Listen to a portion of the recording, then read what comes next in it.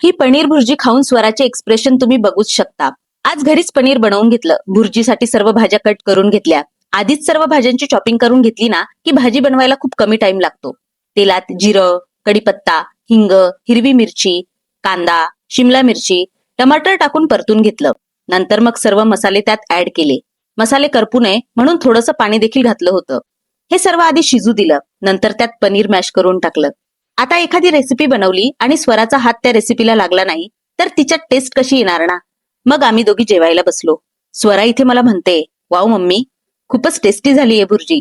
नंतर संध्याकाळी आम्ही दोघी शॉपिंगला निघालो. शॉपिंग कसली तर आमच्या अॅनिव्हर्सरीची.